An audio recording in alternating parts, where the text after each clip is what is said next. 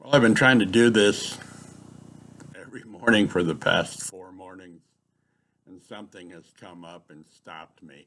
I did have a question. I posted it, but I'll just ask it too. Why are all white supremacists afraid of their own shadows?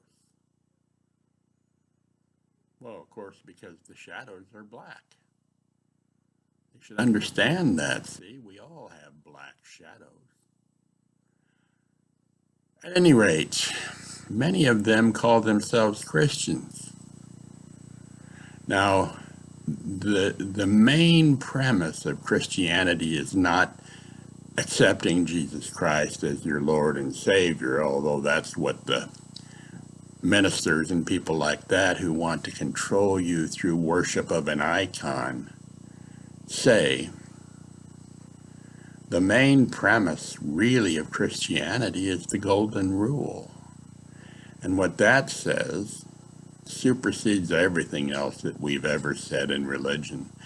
And it crosses all the barriers for all religions, because basically the good parts of any religion are treat one another as you would wish yourself to be treated. That means don't harm other people just because you don't like what they say or think, because you wouldn't want to be harmed because of what you say or think.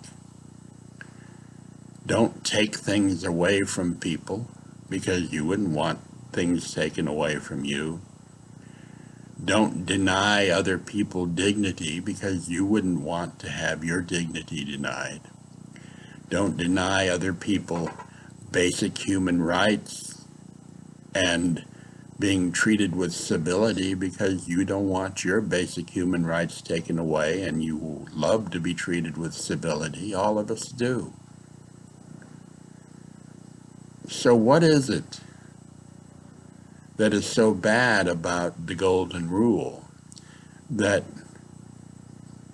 all sorts of different supposed Christian or Islamic or other religions have to take their own identity and say, well, we have to do this or we have to do that, and if we don't do those things, the people who don't do those things that we say they have to do or that we ought to do or think the way we ought to think need to be scorned or hated or even killed.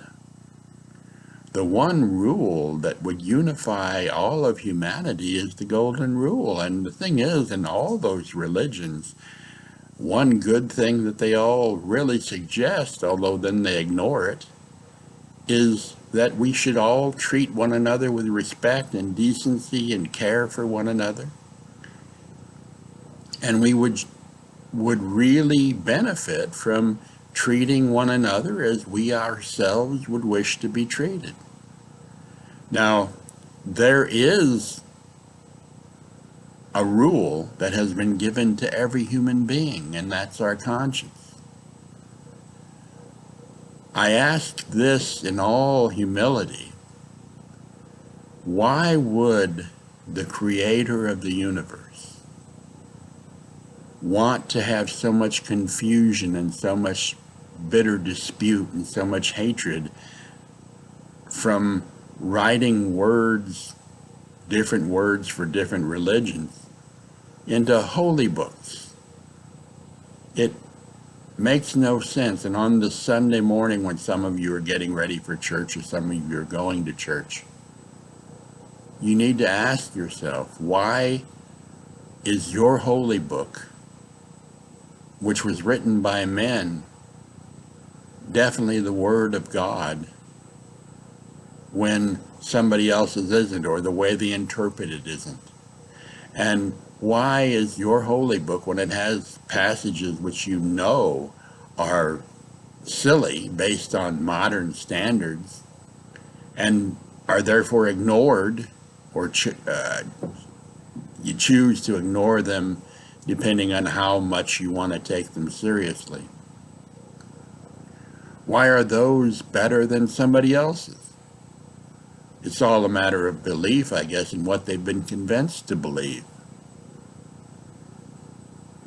Don't you see the illogic of that? What the religions who want to have followers do is they encourage you not to question, just to accept, and they say, that's faith. No, faith is taking a breath when you breathe and knowing that you're going to have oxygen in your lungs. Faith is knowing that the world around you is going to continue no matter what happens to you. That's faith. Faith is looking at pictures taken by the Hubble telescope, like these glasses that are crooked, pictures taken by the Hubble telescope that show 650 billion galaxies. Well, you can't even see them all, but 650 billion galaxies, pinpoints, created by whoever our creator is. And certainly Earth-centered ideas or human-centered ideas are one very, very small component in this entire universe. We need to understand that the one testimonial to the existence of a creator is life.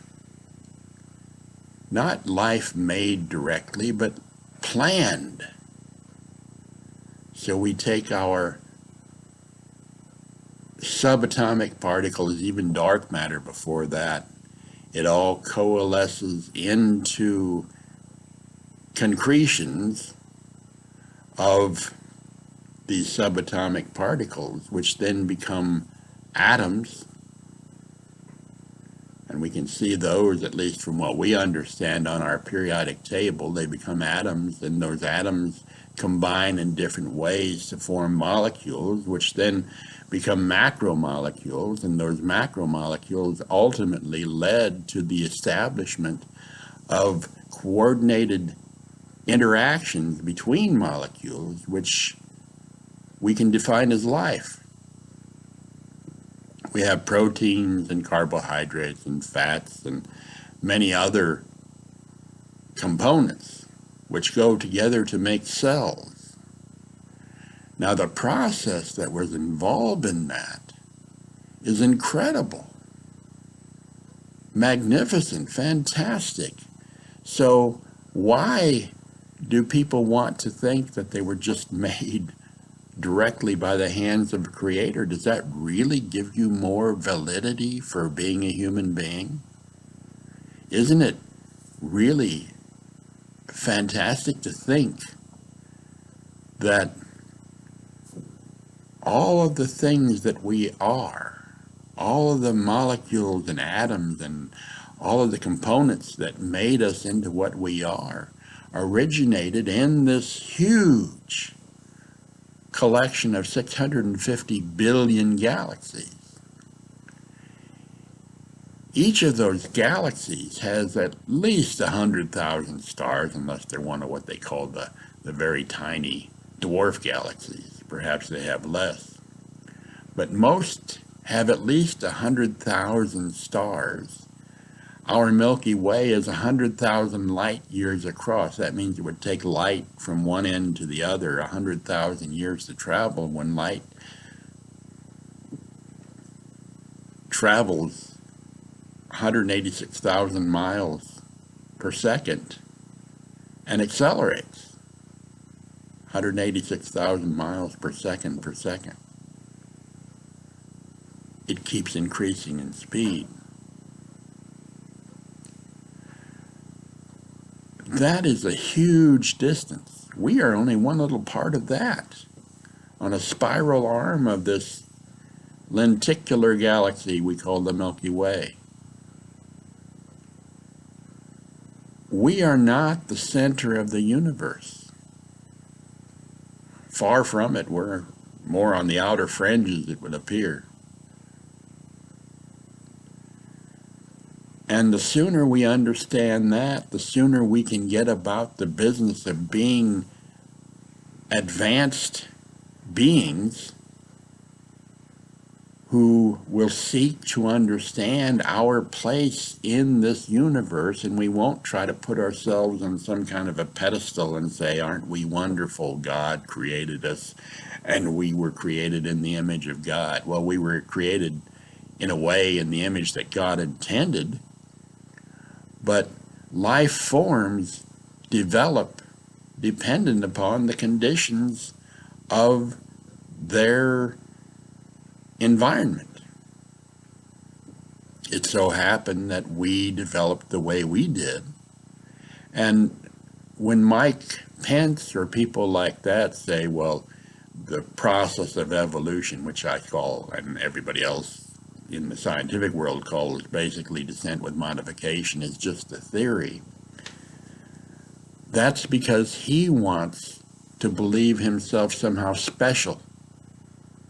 And the people who want to think that they were created by the Creator's hands directly are special. Well, you are special. You are star stuff, as Carl Sagan said, the late Carl Sagan. Your components may have come from way across the universe, ultimately to get here. Isn't that special? To be made from clay. To think that human beings were made from clay and other animals are just subservient to us really minimizes what we really are. Our purpose, because we are self-aware beings, is to help uplift one another, but not only that, it's to help us be better individuals in this vast universal array in which we exist. We can do that. We can get recognition from other civilizations. I'm sure there are. Why would it make sense that we would be the only one? 650 billion galaxies, 100,000 stars in this system. 100,000 light years across. Maybe 3% of the total number of stars have planetary systems as far as we know, or maybe there are more than that, but we certainly would say at least 3%, and maybe 10% of those 3% have planets that have a positioning away from a yellow dwarf star that would make them good candidates for developing the same sorts of life we have. Now, we don't understand really what life is except for our carbon-based life forms. There could be other life forms that are based on other atoms and molecules, etc. And that would not make them any less important, especially if they are self-aware. It's the self-awareness that's important. And the sooner we actually are aware of our place in this entire accumulation of galaxies, the sooner we will be able to advance and not threaten the existence of our world. Now, there are political discussions that are going on all the time. And should we kill one another? Should we destroy our planet? Well, maybe that'd be good because we can initiate a rapture. Now, I'm going to say something here. I don't believe that God would want us to destroy ourselves if God went to the trouble of making all this possible. But if we're stupid enough to destroy ourselves and say, oh, we will be lifted up into heaven, where the hell is heaven? Where the hell is hell? We live. We are alive. We breathe. We exist. We interact. We need to uplift one another and our planet, and all the life on this planet needs to be preserved so that we can move forward. Right now we're stagnant. And I think it's important that we understand that our purpose is not to become stagnant or to destroy our planet. Our purpose is to achieve awareness so that we can become more and become a part of this incredible array of galaxies that exist in our universe. And it's going to take us a long time. But the first things we have to do is throw off the accoutrements of youth,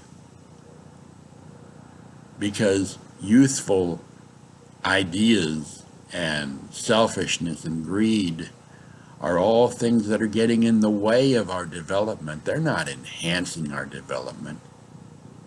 To love one icon or another and say we worship that icon and think that we're going to go to heaven and see all of our relatives, well, maybe that's a nice little fairy tale, but it's not what we are or where we're going. We have the potential to move out into those 650 galaxies and go anywhere we wish once we have achieved the proper level of awareness. Our lives are fleeting, but our existence is not. This body that we live in is only a temporary shell. And people like to say, oh, we'll all go to heaven and we'll sit around and worship God and play harps or whatever and be angels or be reunited with our loved ones. Well, that's, as I said, a nice fairy tale, but it's not anything that causes us to wish to move forward. All it does is keep us stagnant. Conservatives want to keep us there. They want to keep us in the dark because for one reason or another they have decided that material things are the most important things. Religions tell us that spiritual things are important, and yet those religions then focus back on material things. The one thing that will guide us into new awareness and a new place in our universe is the golden rule and the message of our conscience, which is the same for everybody. And again, as I've said, this is how even I, with as limited a knowledge as I have, would have designed things if I were the creator of the universe. I would have made sure everybody had the same set of instructions so they knew how to interact with one another, not so that we'd have all sorts of different garbled messages that made us hate one another or distrust one another or not work or not interact properly. I think in this February 25th Sunday morning, that's a good thing to think about. And I hope you all will. And I wish you well, and I wish you thought, and I wish you evolution in the sense of your mind and spirit. Thank you.